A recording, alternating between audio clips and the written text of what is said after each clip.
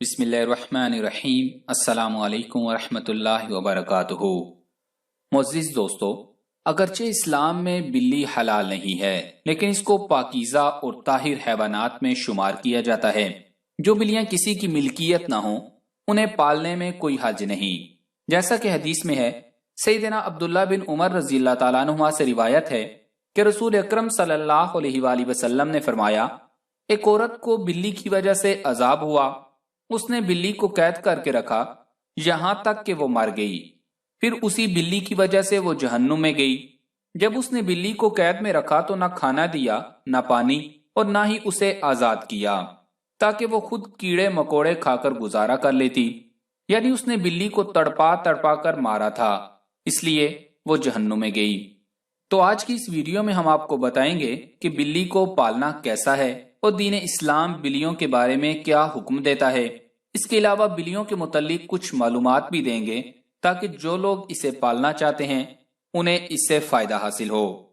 تو گزارش یہ ہے کہ اس ویڈیو کو آخر تک مکمل دیکھیں تاکہ آپ تمام معلومات سے مستفید ہو سکیں۔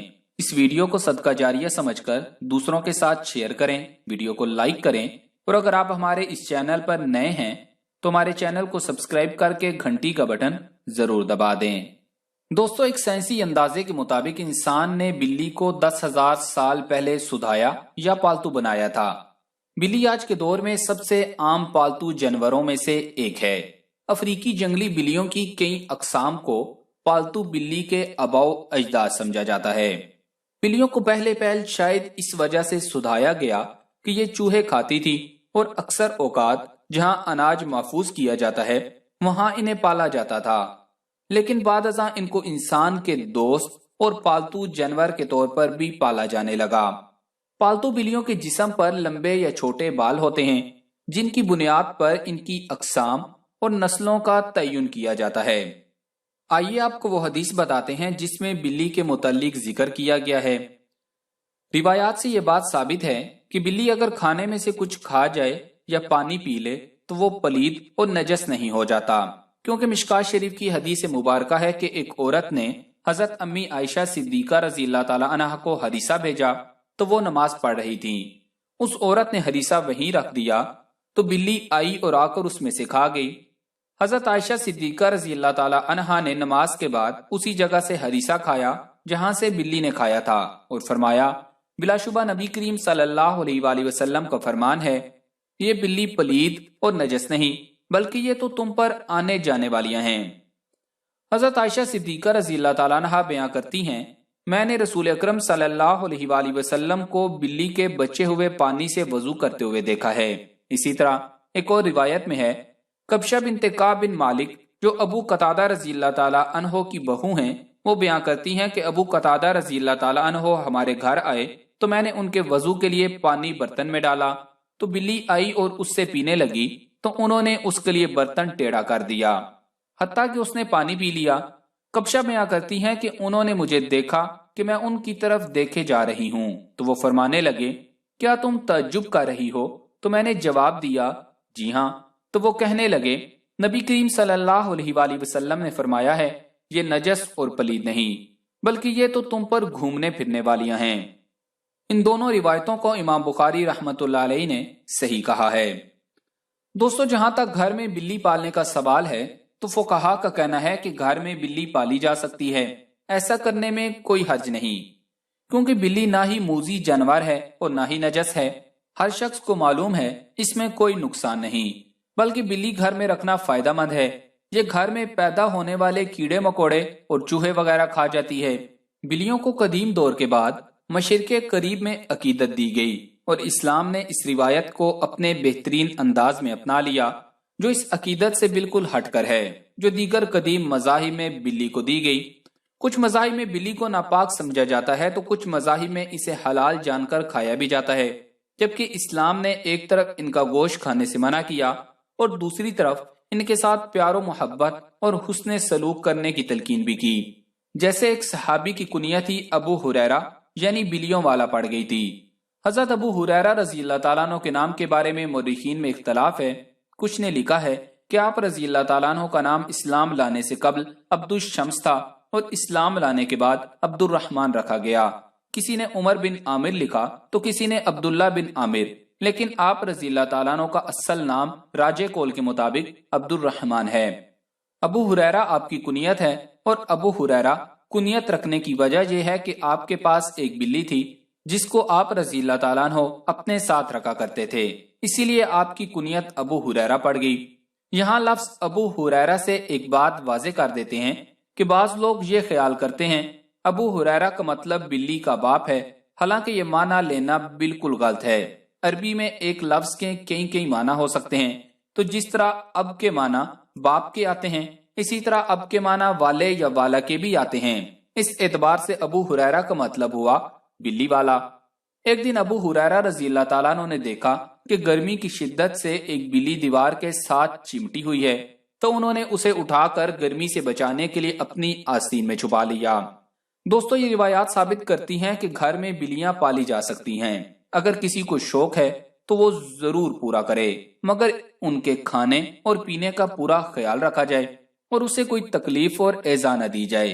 साइंसी एतबार से भी घर में बिल्ली पालने का एक बड़ा फायदा है, वो ये कि बिल्लियों को इंसानी लम्स बेहद पसंद होता है और इंसान भी इससे महजूज होता है।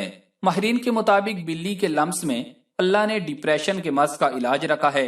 इसके बालों में खास किस्म के बैक्टीरिया पाए जाते हैं, इंसानी जिस्म में डिप्रेशन को कम करने में मदद देते हैं। चुनाचे पालतू बिल्ली को अपने साथ लिपटा कर बिठाया और सुलाया जाए। ये न सिर्फ आपकी बिल्ली को खुश करेगा बल्कि आपको डिप्रेशन से भी निजात दिलाएगा। अब हम आपको बिल्लियों के बारे में कुछ मजीद मालूमात बताते हैं जो माहिरीन के तजर्बात के बाद सामने आई। वैसे तो ये मालूमात सबके लिए दिलचस्प और हैरत अंगेज हैं, लेकिन जिन्होंने बिल्लियां पाल रखी हैं उनके लिए इंतहाई फायदेमंद भी हैं। माहिरीन के मुताबिक बिल्लियों की औसत उम्र 13 से 17 साल होती है, मगर अक्सर बिल्लियां 20 साल की उम्र तक पहुंच जाती हैं। दो बिल्लियां आपस में कभी भी मियाऊं करके बात नहीं करती। जब भी आपकी बिल्ली मियाऊं करे, जान लें कि वो आपसे मुखातिब है। इसके अलावा बिल्लियों की मूंछों के मुतालिक एक आम तासुर पाया जाता है कि इन मूंछों के जरिए बिल्लियां अपना तवाजुन बरकरार रखती हैं, बिल्कुल इसी तरह जैसे अक्सर सींगों वाले जानवरों के सींगों के मुतालिक यही तासुर पाया जाता है। ताहम माहिरीन का कहना है कि यह तासुर सरासर गलत है। बिल्ली की मूंछों का उसके जिस्मानी तवाजुन के साथ कोई तल्लुक नहीं। माहिरीन का कहना है कि बिल्लियों की मूंछें दरअसल एक सेंसर का काम करती हैं। ये फासले, जगह और मुख्तलिफ अशिया के साइज का पता लगाती हैं और बिल्ली को इससे आगाह करती हैं। हत्ता के अंधेरे में भी बिल्ली अपनी मूंछों के जरिए किसी भी फासले या किसी भी चीज के साइज का पता चला लेती है। रिपोर्ट के मुताबिक बिल्ली की मूंछें तंग जगहों यानी चूहों के बिल वगैरह के सुराख की चौड़ाई का भी अंदाजा लगाती हैं। बिल्ली अंधेरे में भी अपनी मूंछों के जरिए किसी बिल का पता चला लेती है कि वो कितना चौड़ा है। अगर बिल्ली किसी तंग जगह में जाना चाहती है तो ये उसकी मूंछें ही हैं जो उसे बताती हैं कि वो उस तंग जगह में जा सकती है या नहीं और कहीं अंदर फंस तो नहीं जाएगी।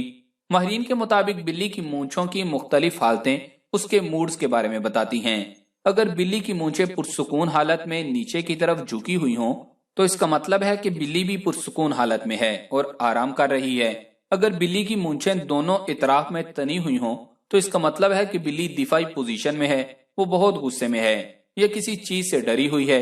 और अगर बिल्ली की मूंछें आगे की तरफ तनी हुई हों तो इसका मतलब है कि बिल्ली किसी तजस्सुस में मुब्तला है, वो किसी चीज के शिकार में है, ये खेलने के मूड में है। माहिरीन का कहना था कि बिल्ली की मूंछें चूंकि एक बाकायदा उजू हैं जो उनके लिए सेंसर का काम करता है, चुनाचे कभी भी उसके मूंछें काटनी नहीं चाहिए। ये बिल्कुल ऐसे ही होगा जैसे आपने बिल्ली की आंखें निकाल दी हों। आखिर में एक सवाल का जवाब देते हैं जो एक भाई ने नुकसान देने वाली बिल्लियों के मुतालिक पूछा कि हमारे घर में एक बिल्ली आती है और घर में रखे हुए चूजों को खा जाती है, क्या ऐसी बिल्ली को कत्ल करना जायज है क्योंकि ये तकलीफ का बाइस है।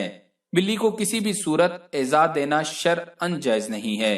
बिल्ली एक पालतू जानवर है, जैसा कि पहले अहादीस मुबारका में बयां कर चुके हैं कि नबी करीम सल्लल्लाहु अलैहि वसल्लम ने इसके बारे में फरमाया कि ये पलीद नहीं बल्कि ये तो घर में चक्कर लगाने वालों में से है। तो बिल्ली को तमाम तर कबाहतों के बावजूद रसूल अकरम सल्लल्लाहु अलैहि वसल्लम ने इसके साथ नरमी का इजहार फरमाया है। हमें भी आप सल्लल्लाहु अलैहि वसल्लम की पैरवी में इसके साथ नरमी करनी चाहिए। ये हमारी जिम्मेदारी है कि हम अपनी अशिया की खुद हिफाजत करें, बिल्ली पर जुल्म और सितम करने की राहें तलाश न करें। جس طرح اس پر ظلم کی پاداش میں ایک عورت کو جہنم میں داخل کر دیا گیا، ہاں اگر کوئی بلی خونخوار ہے اور گھر کا نقصان کرتی ہے تو اسے مارنے کی بجائے پکڑ کر کسی دور دراز علاقہ میں چھوڑ دیا جائے تاکہ وہ اپنا ٹھکانہ بدل لے، لیکن اسے قتل کرنے کی اجازت نہیں دی جا سکتی اور نہ ہی ایذا دینے کی۔ تو معزز دوستو، اس ویڈیو کو سوشل میڈیا پر زیادہ سے زیادہ شیئر کریں، کیونکہ سوشل میڈیا پر کچھ دن قبل ہی میں نے ویڈیوز دیکھی تھی کہ لوگ بلیوں کو مار رہے ہیں کیونکہ بلیاں ان کے کبوتر کھا گئیں یا ان کے چوزے کھا گئیں۔ تو ایسے لوگوں کو سمجھائیں، ان تک ایسی ویڈیوز زیادہ سے زیادہ پہنچائیں تاکہ ان لوگوں کو شعور حاصل ہو، اور ویڈیو کو لائک کرنا مت بھولیے گا۔ جزاک اللہ۔ بسم اللہ الرحمن الرحیم۔ السلام علیکم ورحمۃ اللہ وبرکاتہ۔ معزز دوستو، اگرچہ اسلام میں بلی حلال نہیں ہے، لیکن اس کو پاکیزہ اور طاہر حیوانات میں شمار کیا جاتا ہے۔ جو بلیاں کسی کی